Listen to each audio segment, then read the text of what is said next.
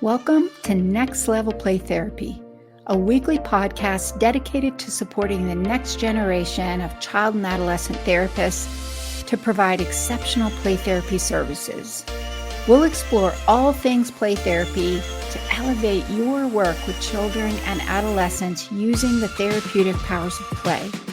I'll discuss practical tips and ideas so you can provide a transformative experience for your young clients and make a real difference in their lives.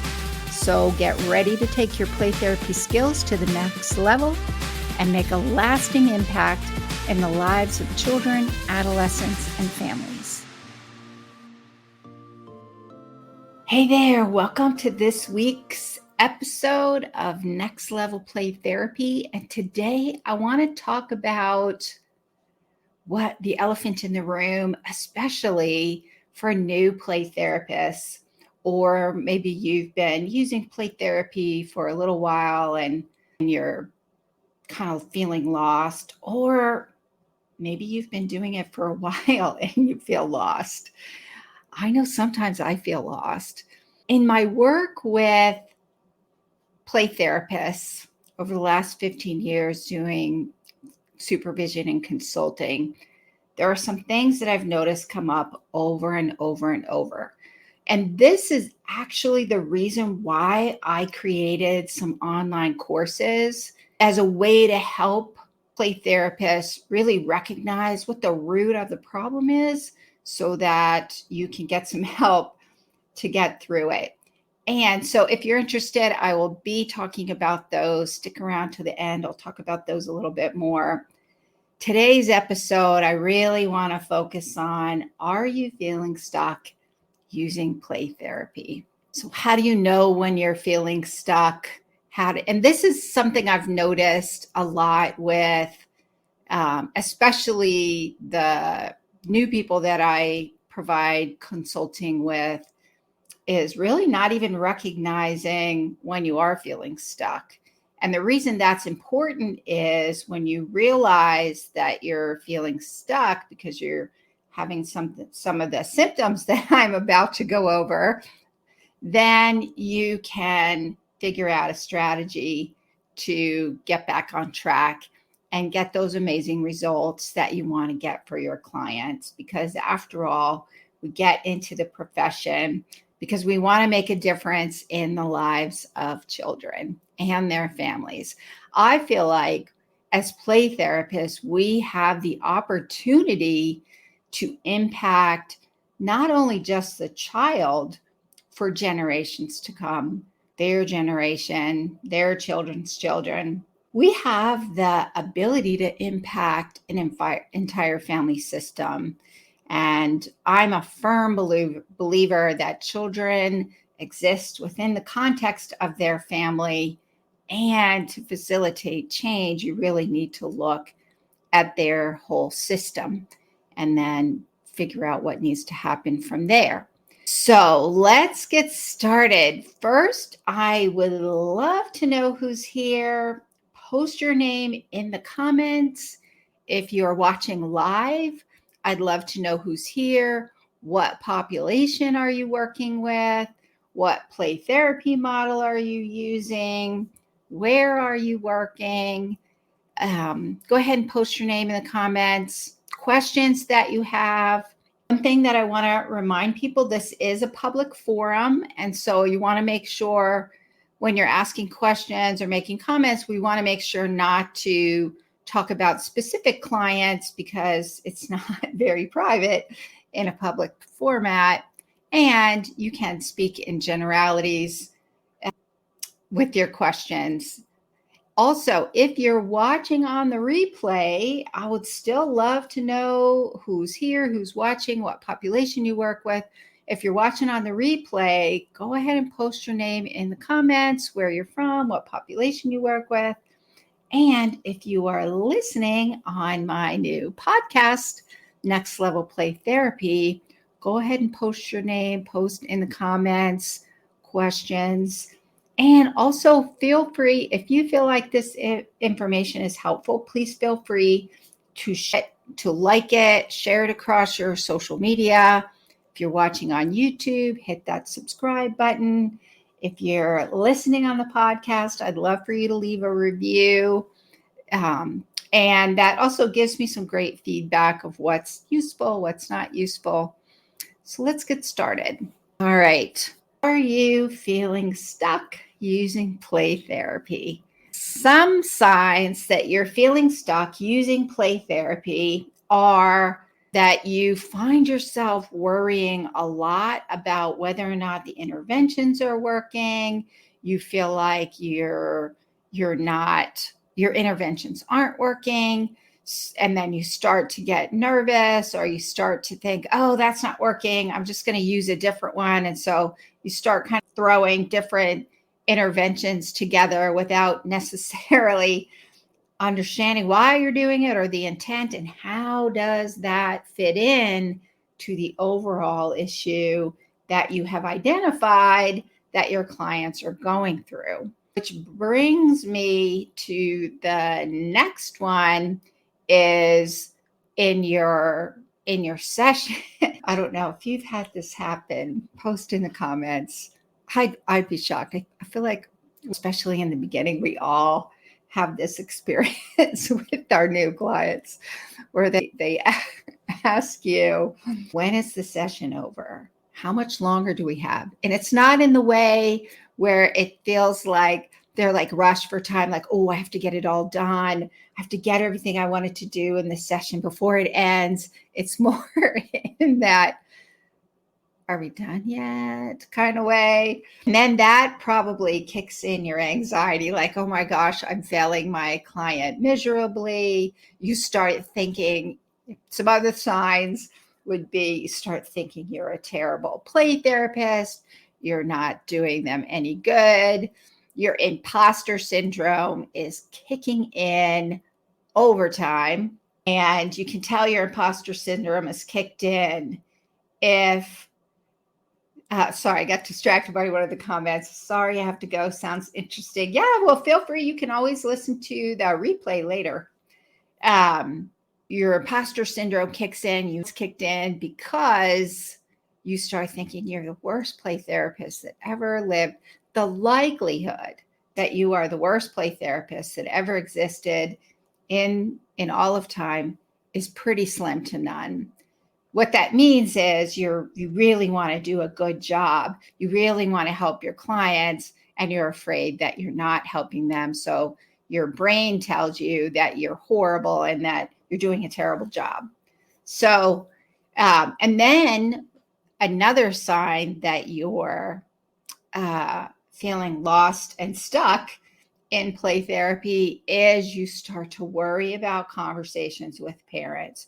You start to worry that they're not going to understand what play therapy is.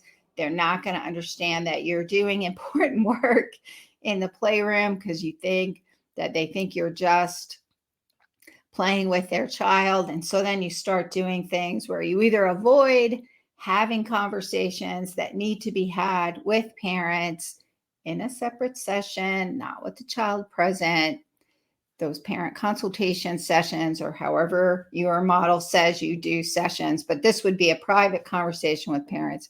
So you avoid having those conversations, or you find yourself so anxious that they're going to pull their child that you bend over backwards doing anything and everything to prove that they should keep their child in play therapy, which a lot of times ends up contributing to some of the problem. So if you have ever experienced any of those, if you're experiencing them now, the likelihood you are feeling stuck in play therapy is probably pretty high, especially if you start feeling like it's not working and then you kind of start throwing different interventions or activities. You kind of start, oh, I'm just going to try something new. I'm going to do this. And so you switch gears before your plan actually had a chance to take effect. And I call this the throwing spaghetti against the wall and hoping something sticks method. It doesn't really work that well. And it's frustrating, you feel overwhelmed, you feel anxious, you start feeling a little burned out, you start feeling like, oh, maybe I'm not a good play therapist. Maybe I should get out of the field. Maybe I should stop working with children. So if you have felt those ways, if you're feeling those ways now, if you felt them in the past, then I have news for you. You are not the only one. We have all felt that way. Recognize the signs that you're feeling stuck and overwhelmed and your imposter syndrome is kicking in. And I'm going to share some tips about reasons why we get stuck, because then that is going to help you know what to do. So let me check in. We have some comments. Lindsay Ware, working with children. Welcome, Lindsay. She's in my Facebook group, Play and Expressive Arts Therapy Playground. If you are a play therapist and you work with children and adolescents and families, and you are interested in joining the Facebook group, it's called Play and Expressive Arts Therapy Playground. You can pop over there. You have to answer all the questions or you won't get in the group. So just make sure you answer all the questions. And if you're a mental health professional working with children, adolescents, and families using play and expressive arts, then that group might be helpful for you. Alrighty, so reasons we get stuck. So first of all, if you find yourself, a lot of times play therapists feel stuck because I find this one happens a lot, especially with child-centered play therapy, especially when you're learning it and you're still not really confident in your skills, then you're not really sticking with your play therapy model. You worry that it's not working, that you're not doing a good job, so you switch. You start doing more directive activities. Or maybe you're in an agency that really focuses on using short-term corrective, and you really want to use child-centered play therapy. A lot of times what I find happen is people start feeling stuck, lost, overwhelmed, and their imposter syndrome kicks in. So they start doing something that doesn't align with the model, and then you can get off track with that, because then you start getting into the spaghetti against the wall syndrome. So another reason why play therapists can feel stuck is that you not really, I find this happens a lot. You're not really starting off with a really good psychosocial assessment to hone in on what exactly is the problem and why is it happening? Because that's going to give you information about what is going on underneath the symptoms of your client's problems, so that you can target the root of the problem and get the change that really needs to happen. And this is one of the main reasons why I created my course, Getting Grounded Using Play Therapy Case Conceptualization, because what I found is I would be working with people doing consultation, and they would tell me what's going on, and they would want help, but there wouldn't be a clear understanding of what exactly is going on and why it's going on. So you can't really, unless you're using child-centered play therapy, which is a whole different way of using case conceptualization and treatment planning. If you're using the other ones, what'll happen is you start kind of throwing things, and somewhere along the line, usually definitely by the middle phase, you're feeling lost. Probably like 2 or 3 months in, you probably are feeling lost. And what I find is when play therapists don't take that first session to do a really good, thorough psychosocial assessment, asking all the questions, getting down deep and being a clinical, I call it being a clinical detective. Who done it? What is it that's going on, and how is this being sustained in the child system? So that's one of the reasons I created that course. getting grounded in play therapy case conceptualizations to walk you step by step through that process. And I will talk a little bit more about that at the end. I really can't emphasize enough why I feel like this is really important to do and not to skip this step, even for your more process oriented play therapy models. I still think if you take that first session to get that information, it's going to help you, because then it's also going to be part of the solution on tips to getting unstuck. And I'll talk about that a little bit more.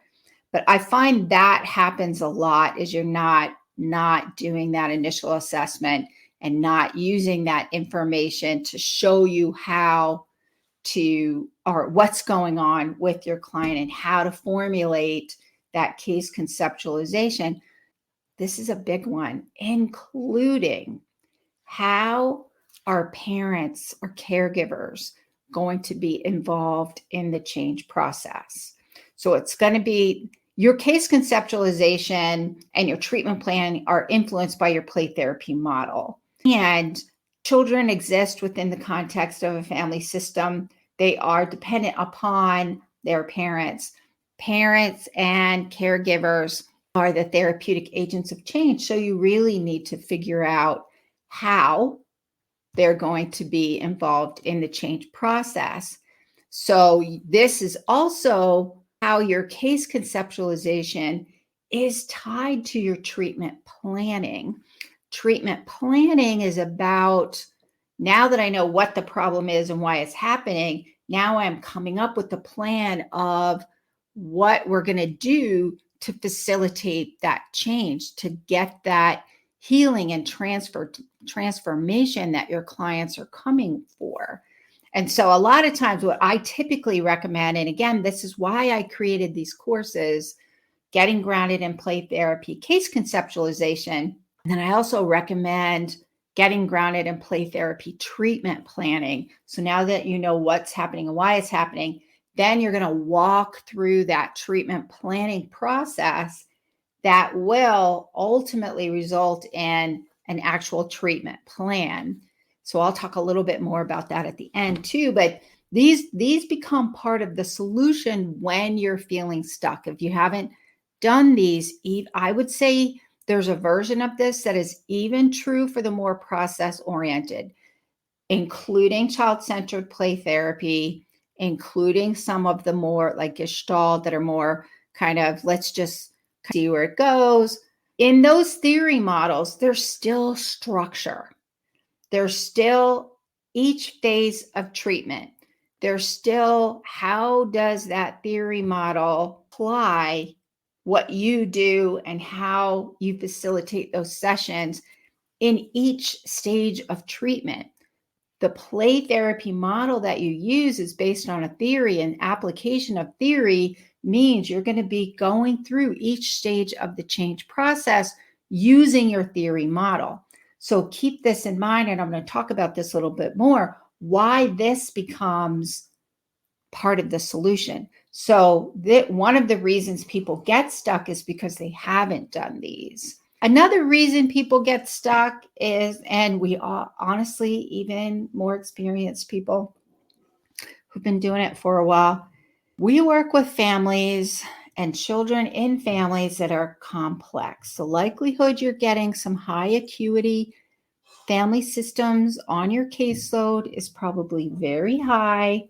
High acuity means that they have a lot of challenges, and they are kind of stuck in those challenges. Maybe a generational history of trauma, attachment problems, addiction, poverty. More you have children that come from family systems where there are generational histories of trauma, attachment, poverty, addiction, the likelihood they're going to have a lot more challenges or deficits.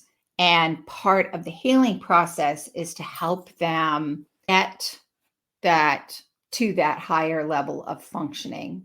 So the likelihood you're going to have some of these families on your caseload is high. And it's hard. I always tell people that I work with in trainings and when I do consultation, from a family systems standpoint, and I would say that's one of my foundations.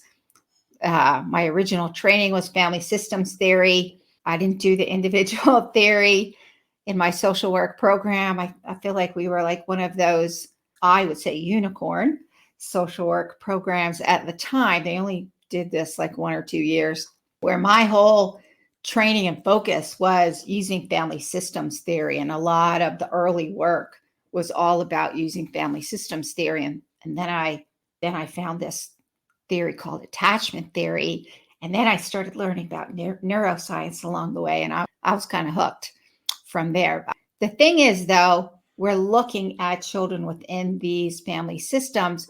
It's not a matter of if you get pulled into some of the maladaptive family patterns. It's a matter of how often and when. So some of the reasons you may be stuck is because you've gotten pulled in to that maladaptive pattern, those maladaptive relationship patterns that are happening in the family system.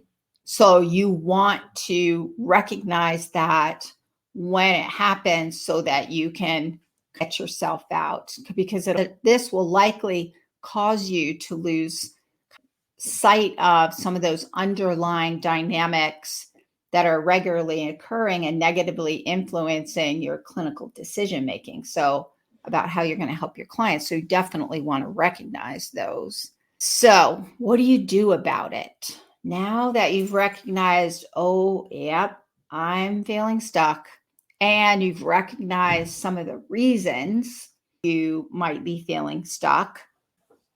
Oh, I forgot to mention one of the reasons. So one of the reasons you might be feeling stuck too is your imposter syndrome has kicked in, and it's tapped into all your insecurities because you aren't feeling confident.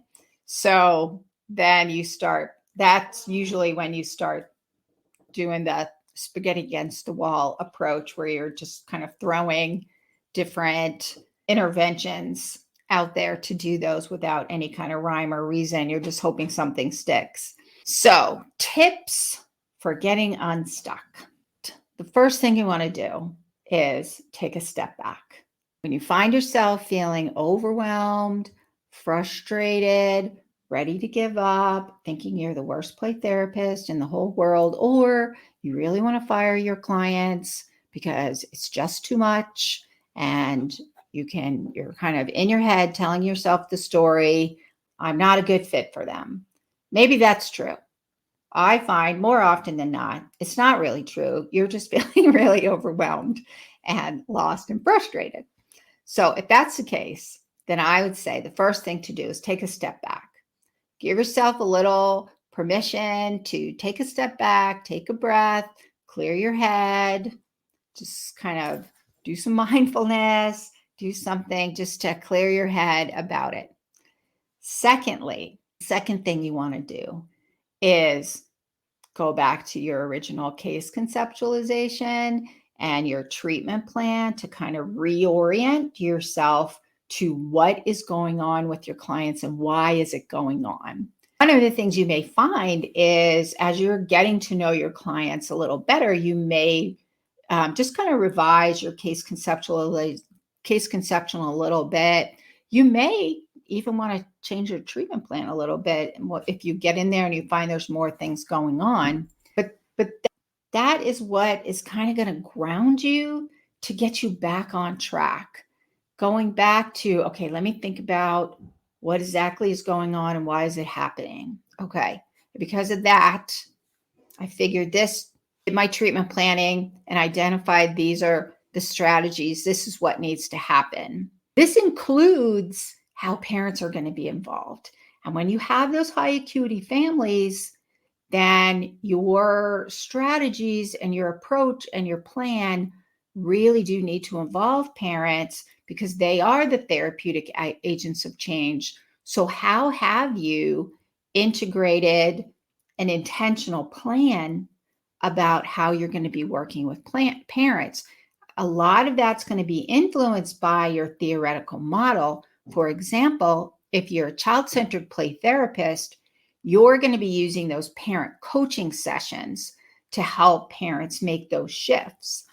If you are using a different model that like Adlerian play therapy, how are you integrating parents using Adlerian play therapy? If you're using a prescriptive approach, then what's your plan? I developed a model because I like getting all the family members in there. If you remember, my original training is family systems theory, and we just get them all in there. We get them all in there because if you really want to see what's going on, you get them all in there when possible. It's a little more challenging when you have divorced family systems. You're going to approach that a little differently. And which parts of the system are you getting in there? So your treatment planning and your case conceptualization, if you kind of take your step back and then go back to that to get reoriented or make some shifts if you need to, you want to do that. Families are complex. A lot of times what will happen is when you get into those middle phases, that's really where the deep level of change happens. And so at that point, a lot of the issues are going to be coming up during that time. And a lot of therapy is that therapeutic use of self. So even in play therapy, my therapeutic use of self, I am engaged in a therapeutic relationship. We've got that relational part of the change process using the therapeutic relationship to facilitate change, which means this is dynamic. This is going to activate all kinds of stuff. And you are the change agent in that case. And so recognizing, okay, I got stuck and lost in here because I got pulled into what's going on. So let me go back to my case conceptualization and my treatment planning and figure out how I'm going to navigate this, because there are always going to be bumps along the way. Always. I have been working in the mental health field with children, adolescents, and families since 1992 when I graduated with my master's in social work. And I can tell you, I still sometimes get pulled in. It's not a matter of if, it's a matter of when and how often, and recognizing it and then getting back out. So when you're using your play therapy model and you're applying it through these different phases, this is what we call trust the process. Trust that your theoretical model will help you navigate those challenges. This to me is why it's really important to have a theoretical model that you're applying. Play therapy is more than just pulling out games and toys and art supplies and getting kids to talk. Play therapy uses that therapeutic play therapy model within the context of a therapeutic relationship. Your relationship is the glue. It is what gets everything through the process. That's what creates that safety and security. And your play therapy model dictates how your client will access those therapeutic powers of play. The therapeutic powers of play are what set play therapy apart, understanding how those are accessed. So you really want to use your model, trust the process, that when you're feeling stuck, when you've gotten off track, if you go back and you start applying the model, that it will guide you through all the stages of change. So the other thing is, if you've gotten lost, you want to ask yourself, am I applying my model accurately? Did I get off track because my imposter syndrome kicked in? I was anxious, overwhelmed, and frustrated, and I was just wanting to find something that worked. You want to step back, look at your case conceptualization and your treatment planning. Think about your play therapy model. Are you applying the model as it was intended? I find this happens a lot, especially for new play therapists who really want to use child-centered play therapy, I find a lot of times they feel lost and stuck. And so they think child-centered play therapy is not working, when in fact it really does if you apply the model. But they get worried, and so they start asking questions, getting directive. They start coming up with directive activities.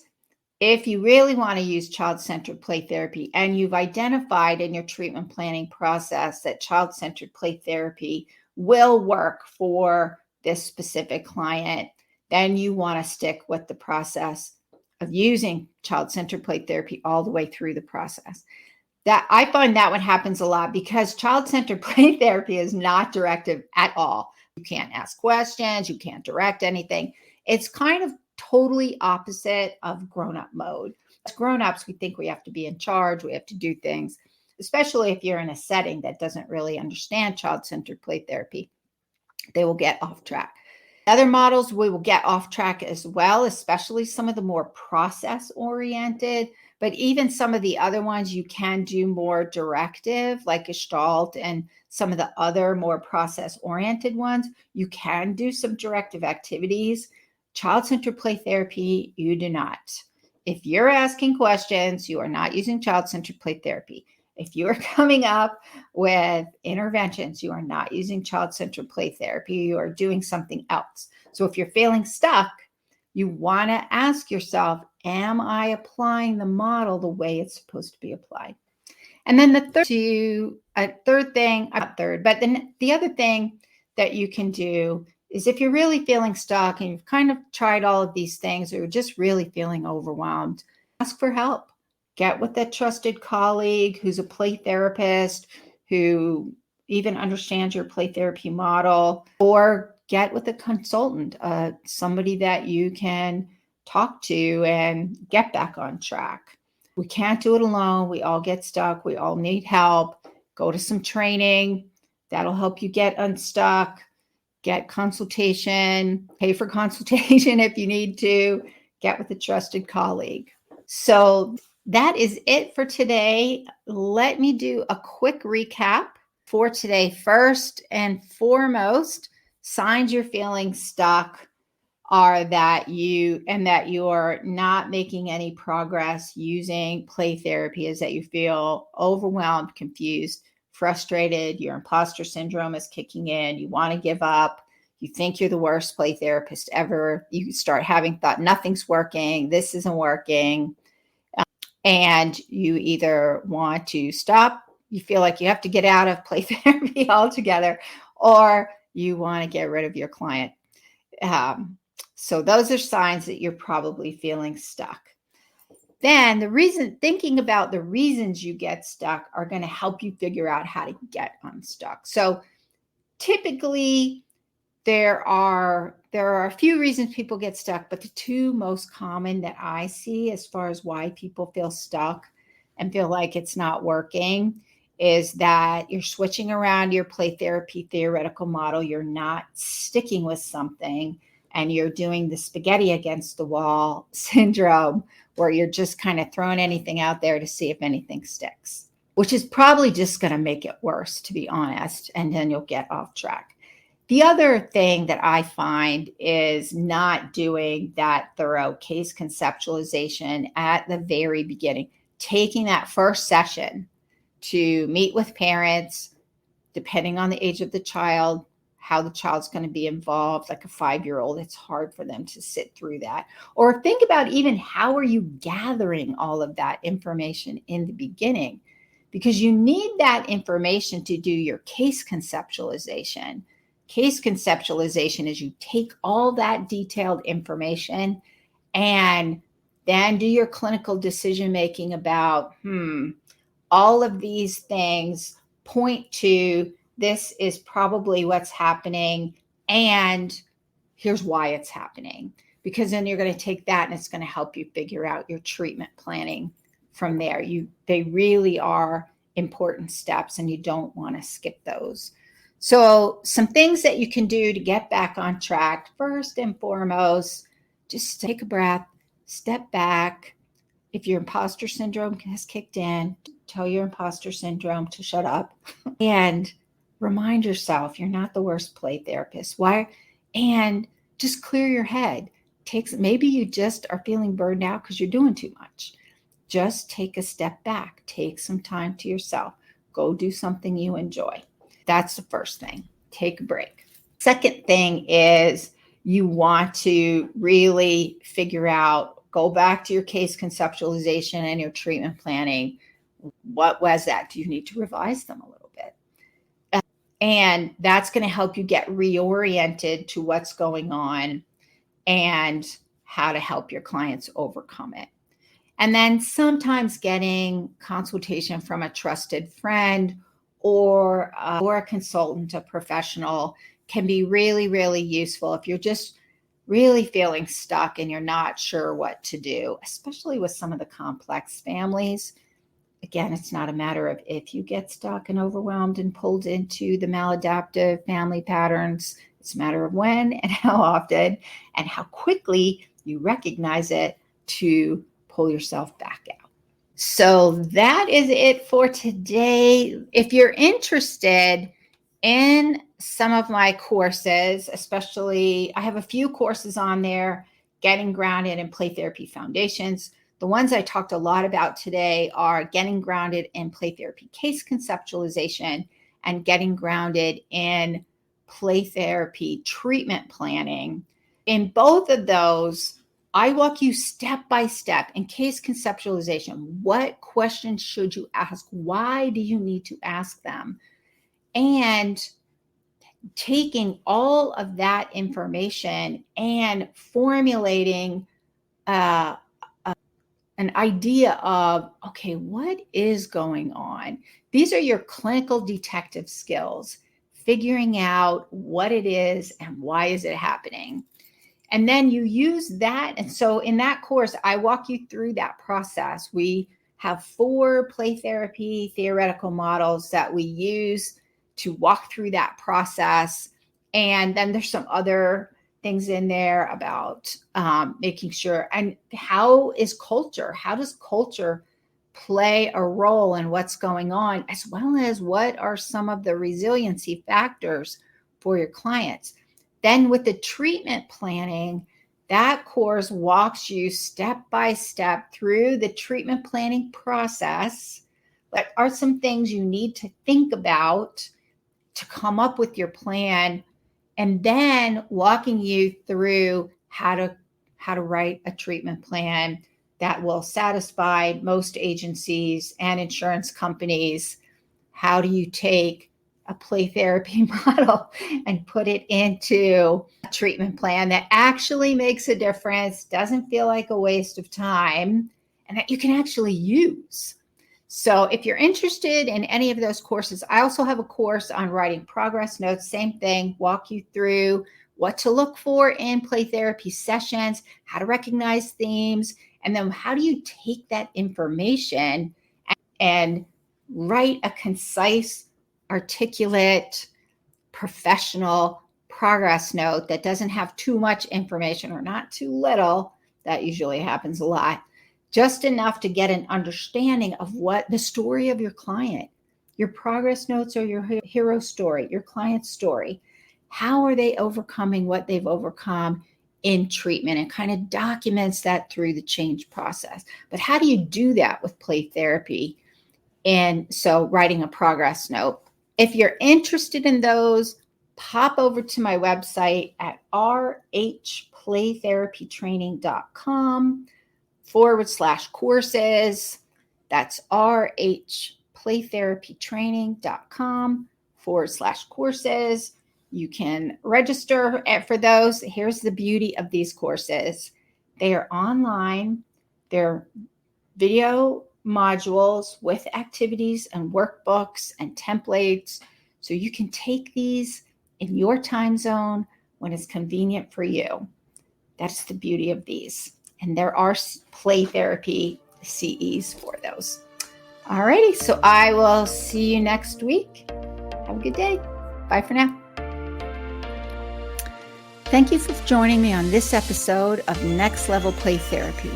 I hope you found the discussion valuable and gained new insights and ideas to support your work helping children, adolescents, and families heal.